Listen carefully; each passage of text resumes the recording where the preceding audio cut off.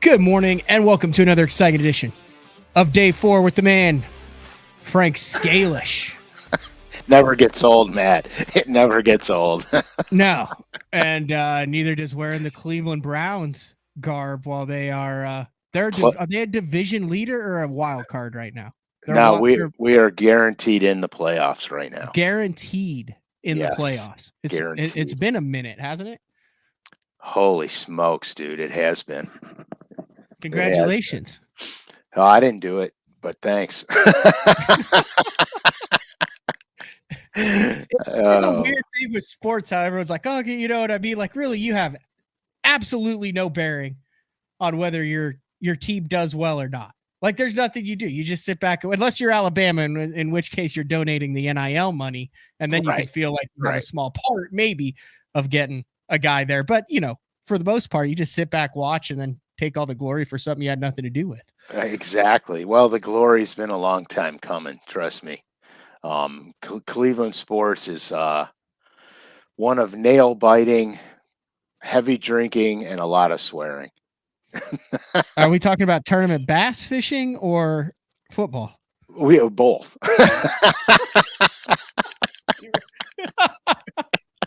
I said that pretty much. You just summed up the last 5 years of my Yeah, of both. my Bassmaster Open experience there, Frank. 100%, dude. It's really crazy. It's really crazy because any professional sport, um, you have your ups and downs, you have your adversity, you have things you totally cannot control. Just like bass fishing, you have variables that are so beyond your control it isn't funny. And then you have variables that you can control, and with all professional sports, the more controllable variables that you can take hold over, the better you're going to do. That's just the bottom line. It's the variables that get away from you that screw you up, you know. And it happens. It happens in every sport there is. That's a great transition because one of the controllable variables in tournament fishing, fun fishing, bass fishing, any type of fishing is organization and Time. having what you need when you need it. And I consider what we're going to talk about today kind of like the transmission of your truck. Like it's not a very sexy thing. You're not going to see it, but it's very critical in getting you from point A to point B, and that is terminal tackle. 100%. Terminal tackle is the most important thing we have because in every bait that we throw, everything that we do, there's terminal tackle involved. And the thing that if you want to talk about tournament fishing, and then here, look, it doesn't even have to be tournament fishing. If you're a weekend guy and you only have 1 day a week where you can go fishing, the last thing you want to do is waste time. You want to be as efficient time wise as you can, and Matt can attest to this. Everything in my boat is labeled and organized. So when you open the compartment lid, you see at a glance what everything is. So the biggest in my OCD mentality, the biggest issue that I had was terminal tackle because how do you put it, how do you organize it? Are we going to we got, today we have, Demiki rigs, Ned rigs. We've got all kinds of systems that we use to fish with, and each system has its own set of terminal tackle. Mm-hmm. So, so what I have done was I have a tiny box for Demiki rigs, a tiny box for Ned rigs, and this is all terminal. It's not soft plastics. It's all terminal. And then my real terminal tackle, slip sinkers, crane swivels, split rings, rattles, hooks, worm hooks, you know, swim bait hooks, et cetera, go in a different box because that's the one I'm in the most. It's real easy if you set a Demiki system up because you have your Demiki box with your swim baits that you're going to throw, or your forward facing sonar minnows that you're going to throw. And then you have a separate little box with all the different size weights of heads and hook sizes. Mhm. Piece of cake. That's easy. Terminal tackle's a pain in the ass. So here, the first thing, sorry about that, a pain in the butt. So No, the no, no, it really is. It 100% is. There's nothing worse than opening your terminal tackle after you've been on the water and you've either been in rough water or it's raining or you traveled and you're like, I know I've got it. I have no idea where the hell it is, or it's rusty, or it's the wrong oh yeah. size, or it's not sharp. Before you dive into it, though, for Well, those I who are want to. okay, go ahead. We'll do a sidebar to the sidebar. Your sidebar first. Okay, so my sidebar first. So this just happens to be my rattle bait box.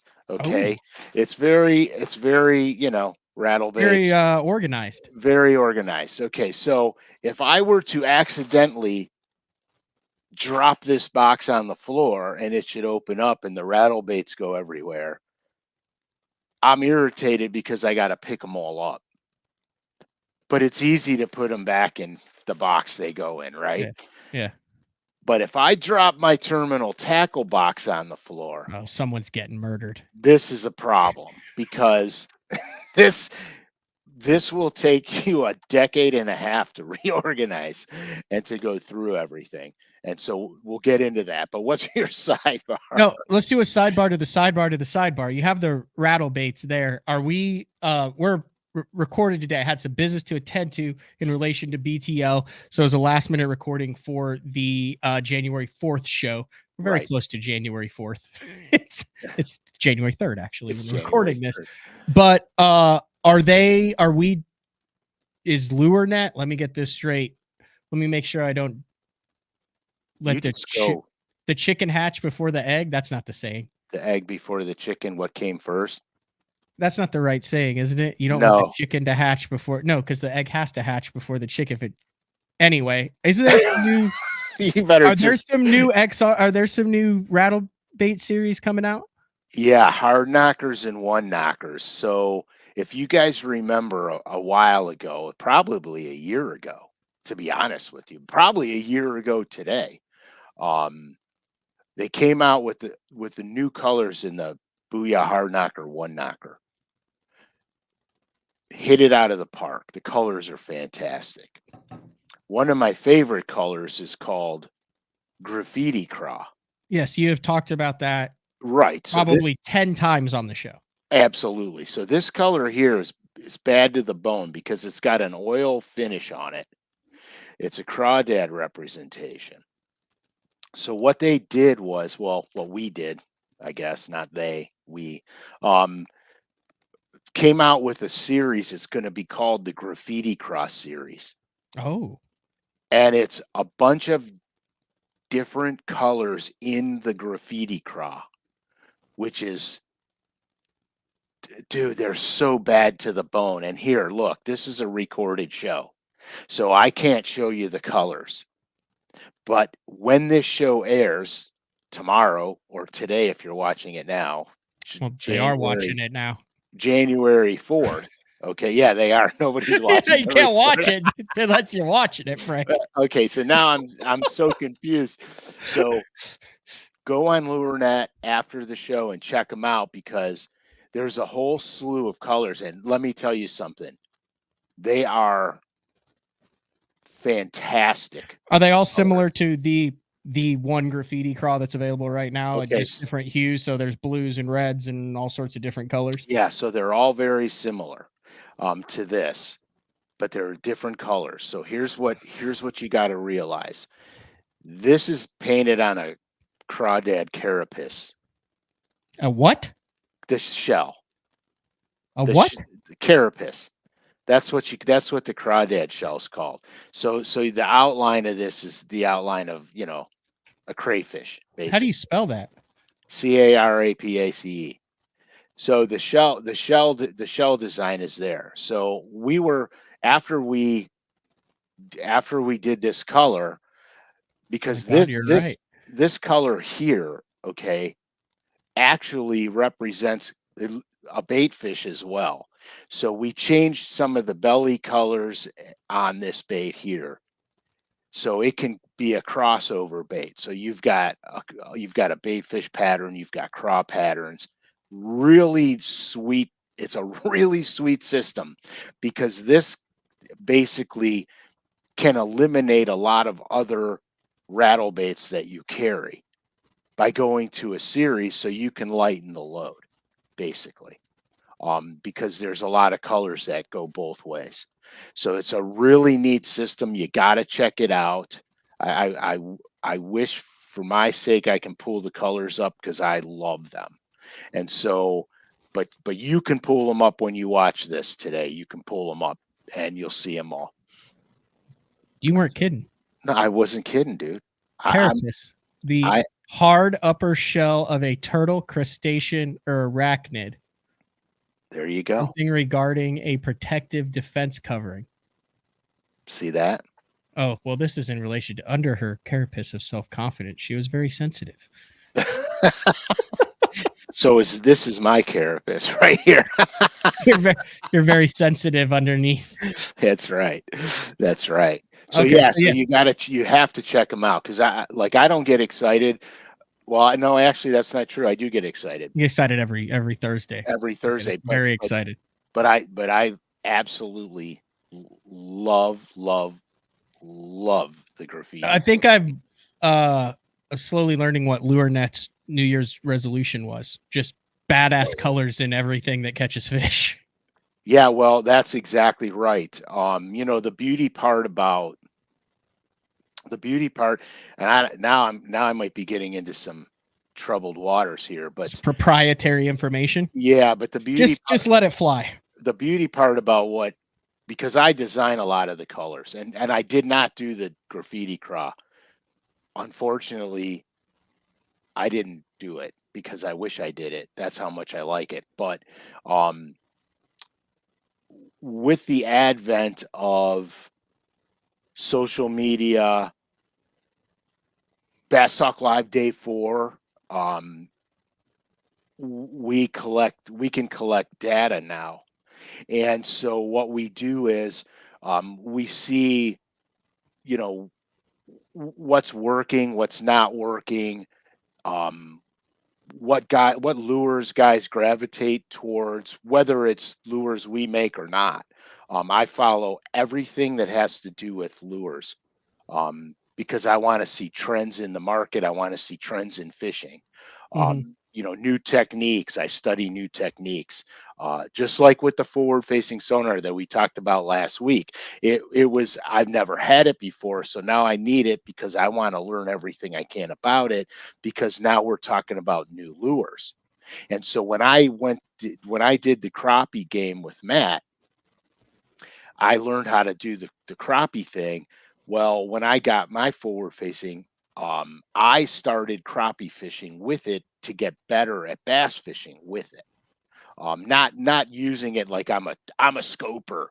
Um, I just use it to enhance what I'm doing. But what I learned was that there's certain lures that would lend themselves way better to what we're doing.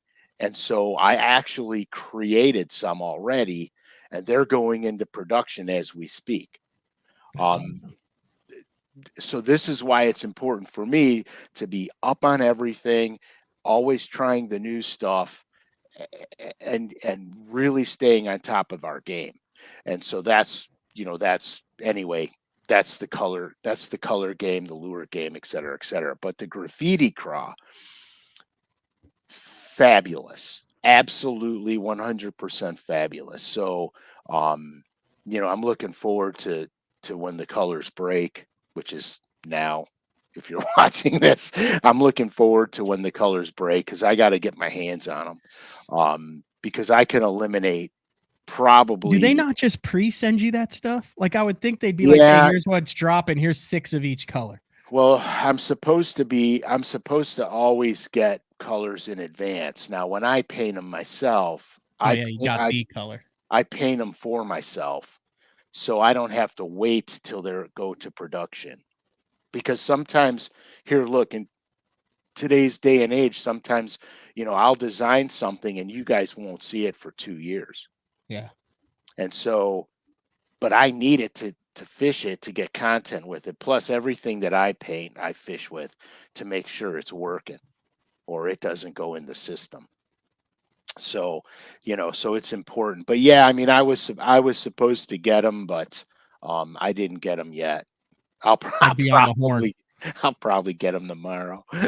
I'd say a half dozen of each color of both the FX. Well, you've got the FX colors. Oh, I Legion have the colors. FX colors. Yeah, I painted those. I mean, the real question now is when are they going to come out with new colors of the throw pillows? I'm You have tired of looking at only the threadfin shad of the spit and image. Can we get a couple? Can we get some more colors in the throw pillows, Frank? Yeah, we're gonna put the throw pillows in the FX colors. No.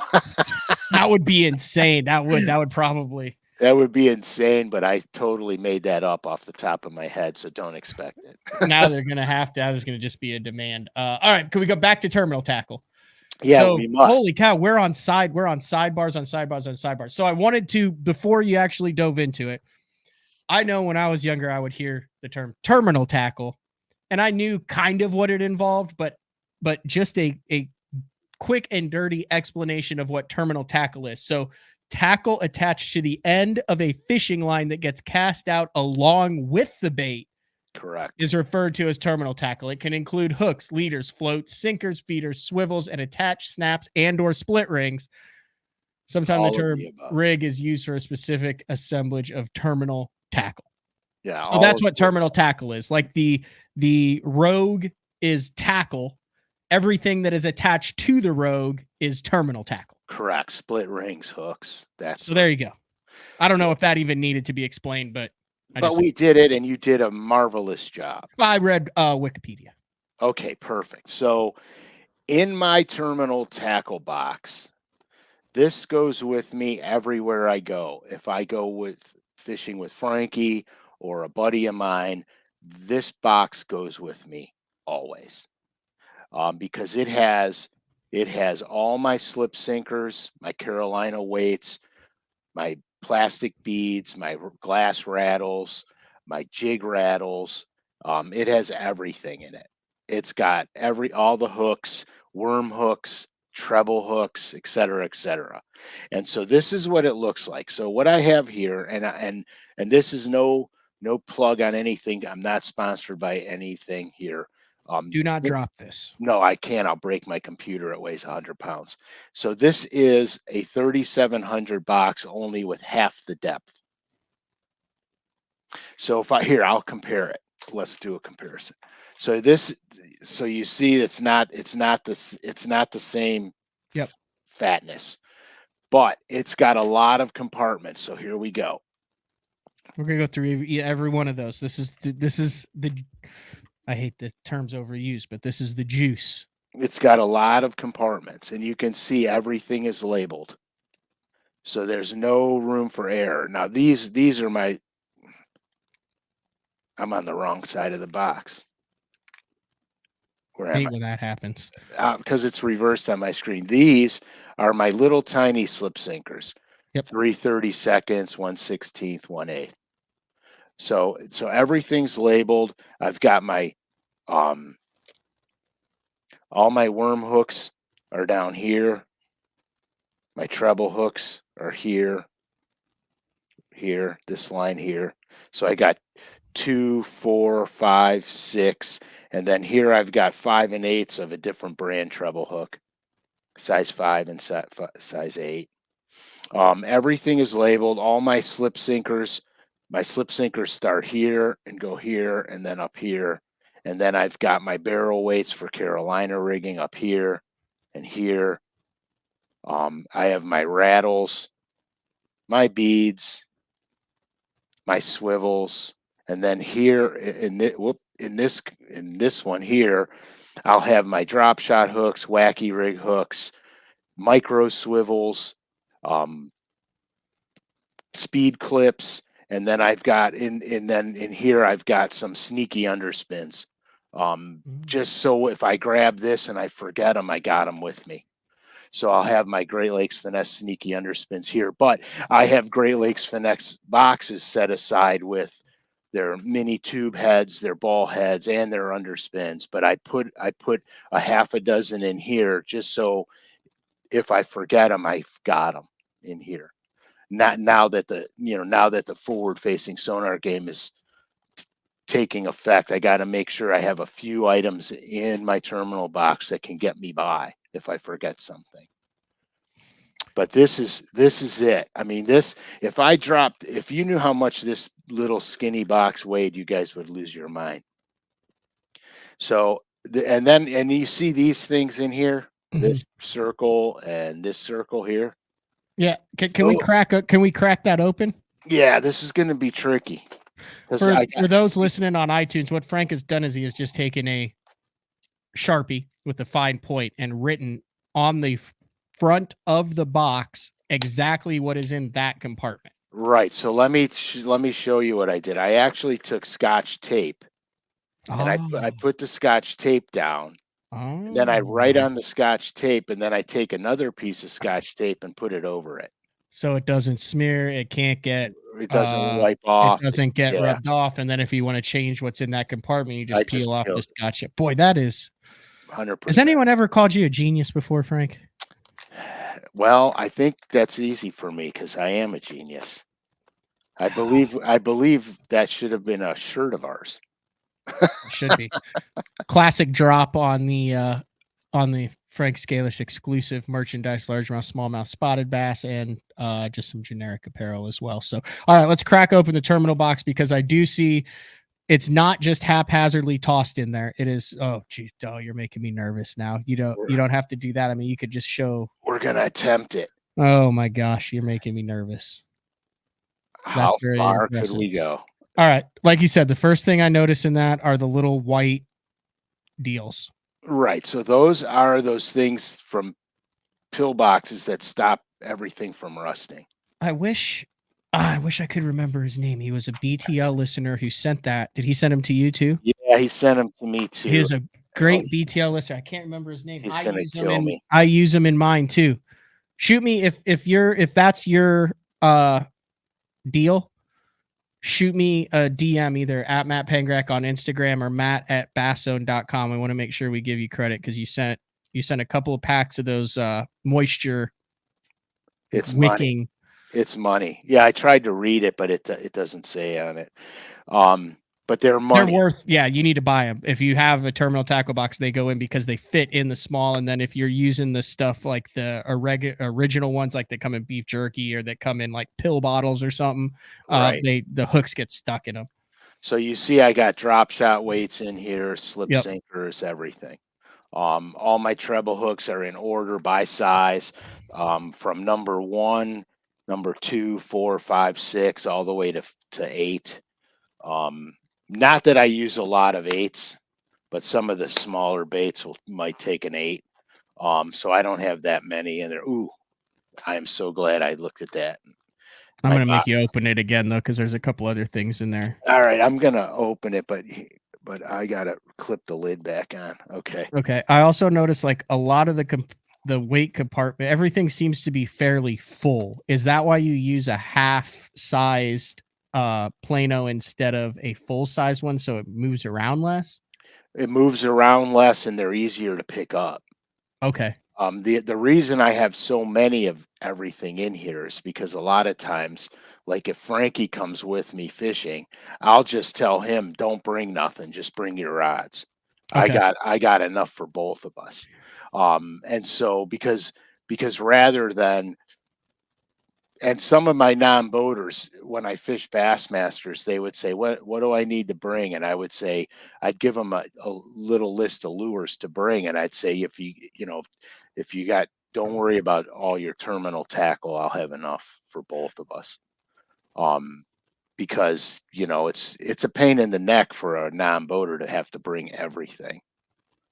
Which is why this box here is so important to me because this goes with me everywhere I go, no And you matter. have bags inside of the box too. I noticed there was Yeah. some stuff that so you're actually So uh here, so let me show you. Okay, so I'll just do this real quick. So I have little my Norman speed clips because if these are loose, you'll never find them. So the speed clips are in a bag. Then what I do with my, for example, like my slip sinkers, um, well, these are drop shot weights, but so for my drop shot weights, it goes in a bag. These are in a bag because they're lead. My other ones are tungsten, but Okay. it'll have the weight on them. 3/8 on the bag, so I don't get confused. The other thing that goes in the bag are my hooks, my worm hooks. Let me grab. And these Oh, are would you call those gotta be careful here. Jewelry bags? they're pill bags. Yeah, they're Pill they're bags? they're pill bags that you could get at CVS. Oh, you can buy those at CVS. Yeah. So Oh, so it does. It says it right there. CVS Health. yeah, so Pill so pouch. these are 3/0 Mustad Ultra Points that everybody hates that I use. So Did you they're get a lot of pushback on that? oh yeah, I did, but I don't care because I don't lose fish. So if you guys all that are losing fish, haha. Is that them right there? Yeah, that's exactly it. A CVS disposable pill pouch, a must-have for anyone who needs to make medication on the go or organize their terminal tackle. These pouches are easy to use. It can hold up to 50 pills, making them perfect for everyday use. Yeah, and they have the white spot on them so you could write on them and label them. Okay. They're $5 for 50 of them. Yeah, so it seems like a pain in the neck, but it's not because it keeps everything together. So like in my Great Lakes finesse, my sneaky underspins, I just put in a Great Lakes bag because it folds nice And and then neat. instead of having, if those come one to a pack and you want to carry 3 in this case with you, you'll open 2, put them in one pack, and then instead of having Right, 3 packs, you just have the one. So 100%, you're downsizing for ease of. 100%. And so yeah, so so that's kind of the way I do the hooks. But every single hook, except for my trebles, my treble hooks are raw. They're just dumped Mhm. in the thing and labeled.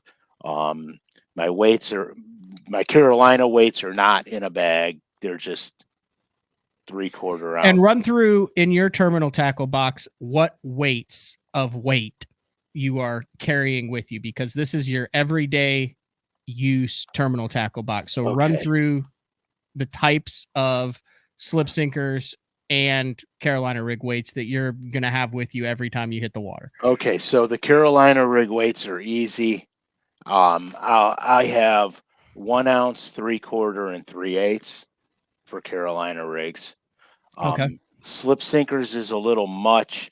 I've got 1 ounce for punching, 3/4 ounce for punching, and then I have halves, 3/8, 5/16, 1/4, 3/16, and then in one little square I've got 3/32, 1/16, and 1/8. So you carry all of them.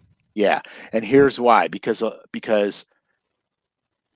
there are times, and I think what we should do is do a Texas rig show. Ooh, that'd be old school and fun. Right, but we need to because um, there's times when weight matters. So for example, the reason I carry all the sizes of slip sinkers is because generally speaking, when I'm throwing toad style baits, like a tip toad or a horny toad, those kind of baits, I'll put a 3/32, a 1/16, or a 1/8 ounce slip sinker in front of it and peg it. It holds the frog in the water better, keeps it in the water better. So when the bass blows up on it, less likelihood of it flying out. The other thing it does is if a bass misses it and I kill it, it sinks the frog and they hit it on the fall.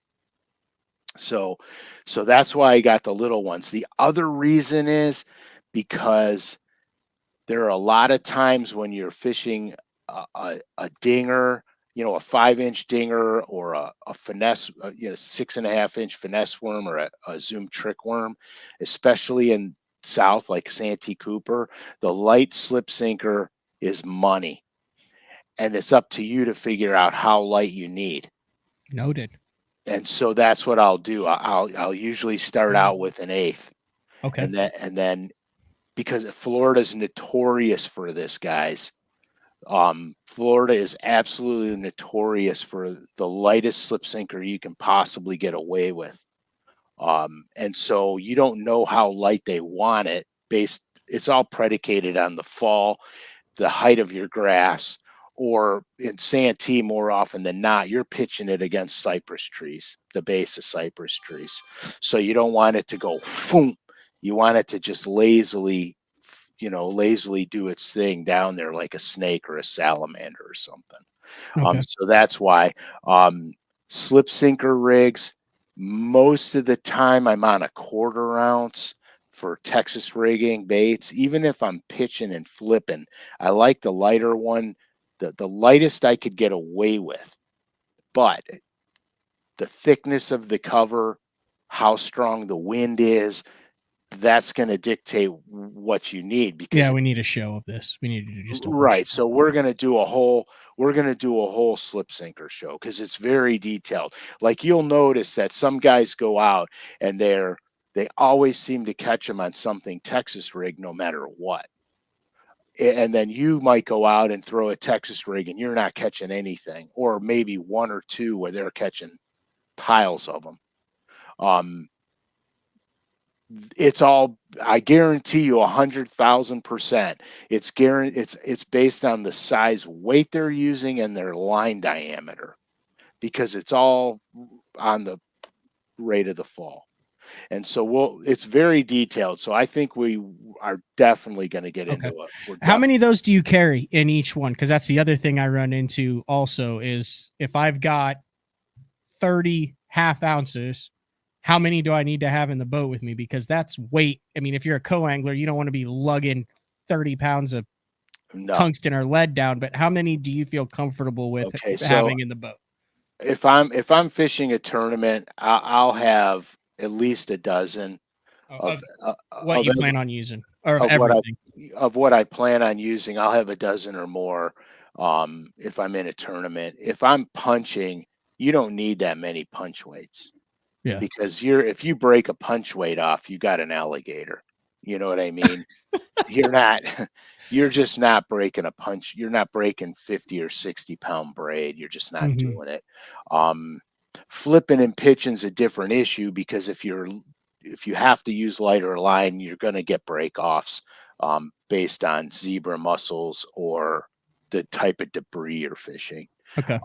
So I'll carry more. The smaller sinkers I carry way more of than the bigger ones. Now, my barrel weights for Carolina rigging, I load them to the top As many as you because can fit in. as many as I could fit in, because if you're out of those, you aren't Carolina rigging. And so I make sure that I have plenty of Those are those. several compartments that I can store miscellaneous things in my Yeah. boat. I don't have a Carolina rig box. Yeah, well, I carry 0 Carolina rig weights with me. I will if I have ever, and it has happened one time, I just Carolina rig with my punch weight. yeah, and you can do that. I've I mean, done it's a that. $10 Carolina rig weight, but Right, exactly. Well, truth be told, all my Carolina rig weights are tungsten. yeah, just for feel.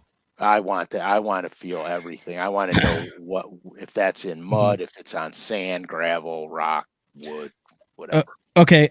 You mentioned several different types of, or several different sizes. You said micro, but barrel swivels. Talk Cr- about what barrel swivel you like, and then how many different sizes. And are you familiar enough? I'm always confused as to Crane can you swivel. have a too big barrel swivel, or can you have one that's too Yeah. small, or Oh what is the yeah. breaking strength of them? I mean, is there anything that a barrel swivel can actually help you catch more fish?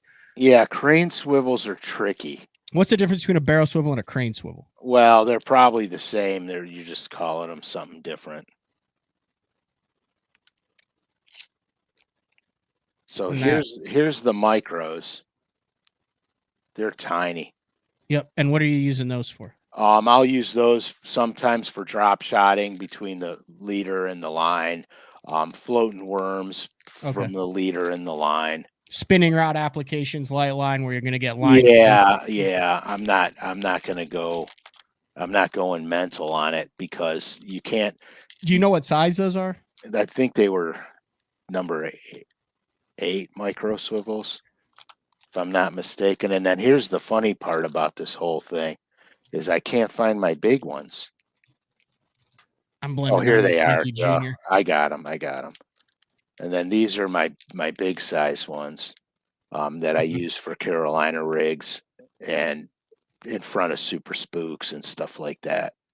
All And right. I'm these, and assuming that's a different box. You did not pay $20.25 for that bag. no, no, I don't know what the hell was in this bag. It's probably something for fly tying, Oh, okay. but Yep. but that's what they are. And so that's, and then again, I got here. I'll show you an example because I got a loose one. This is how big it is. All right. And then you're It, good to go it's on your. it's small. Yeah, it's not small, but it's got, I forget the breaking strength, but I've never broke one of these in my life ever. So I think it's a size. Hell, I don't even remember. But anyhow, but compared to the micro swivel, ooh, compared to the micro swivel, Yep. Yeah, it's like twice the size. yeah, it's magnum. Okay.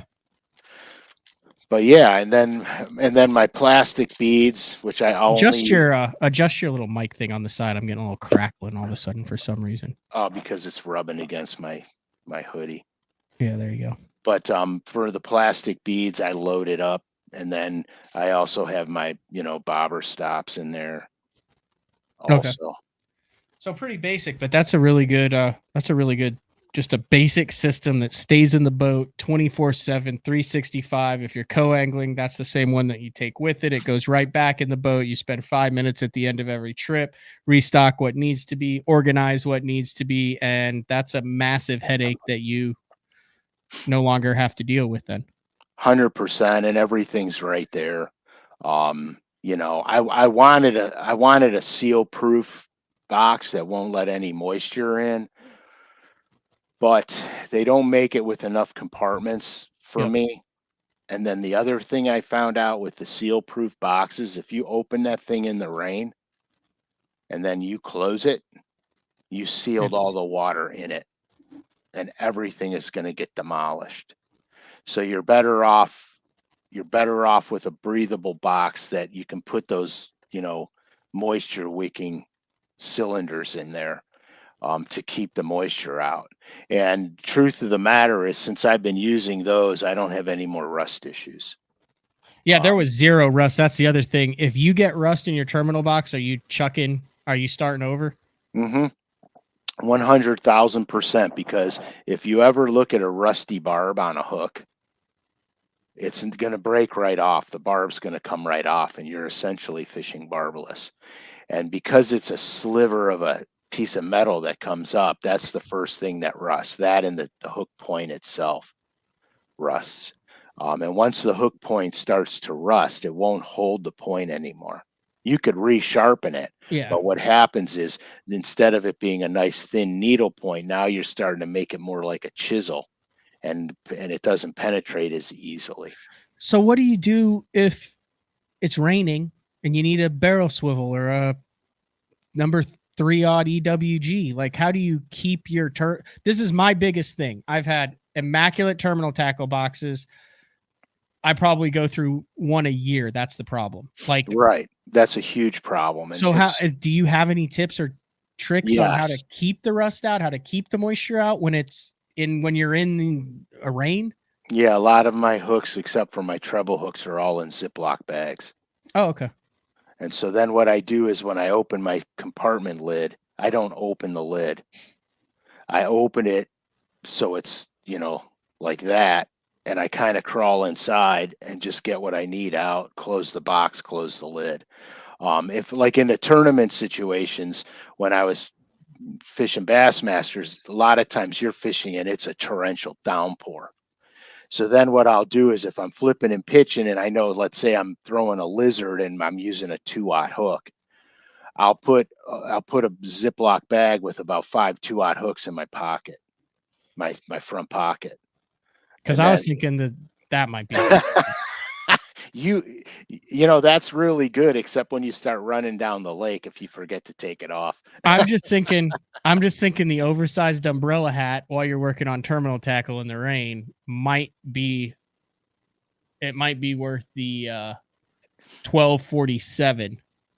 Yeah, like on some events when we get to the hotel and it's pouring like a madman, I'll go to a building that's got an awning on it and pull under the awning. Now you can't do a gas station because they need the pumps, but sometimes banks are closed and they have the drive-through awning on them. Mm-hmm. Oh, that's a good idea. You know what I mean? If I didn't want to bring everything to the room. What I have started doing is carrying a cheap hair dryer with me when I'm on the road. Like, let's say I've got back-to-back opens, and if I have a day where it practices and I get the stuff wet, I'll just plug the hair dryer in and take the boxes inside and Yep. dry them out that way. Yeah. You have to get them dried out. I had a spinnerbait box with all my handmade spinnerbaits in them, and You don't have it anymore. no, they got wet. I didn't realize it. And at the end of the season, when I was taking everything out to put them in the basement and opened them up, I was livid. Yeah, I that was would livid suck. because I had. And the other thing is never put a jig away or a spinnerbait or a Right. chatterbait. Never put it away with a plastic trailer still attached to it. Uh-huh. Because everything we have is salt impregnated today, and the salt accelerates the oxidation process. I will say I'm pretty much a huge War Eagle spinnerbait guy. But Fabulous. man, you get them out of the package and you throw them for a day, and if you don't take care of them, they're a one-day spinnerbait. If you Yeah. take care of them, if you dry them out, if you make sure that all the moisture is out of the swivels and the hook and the skirt is dry, they'll last you a long time. But you have to take care of those War Eagles, or You else, yeah, in actuality, you have to take care of all of them. yeah. Um, because the problem is the spinnerbait beads are hollow with a hole in them. They hold moisture. Your ball bearing swivels, mostly what rusts on them is the split rings.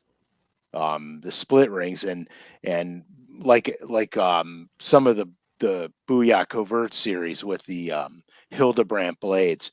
Mm-hmm. Those blades traditionally they're not going to rust on you, but what does is eventually is the split ring, because think about this.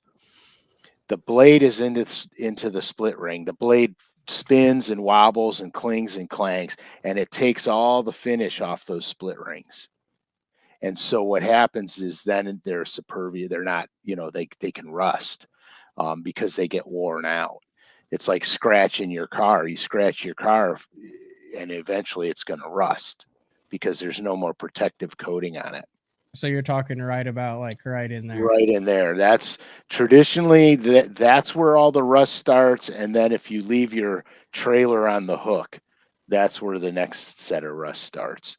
That's why it's important to always remove your trailer, no matter what. Even if it's not raining out, take that trailer off, because you'll get condensation or moisture based on temperature changes, and that trailer is impregnated with salt. So it leaches out of the soft plastic and it's on your hook and it's surrounding your hook, and that'll be the first thing to rust.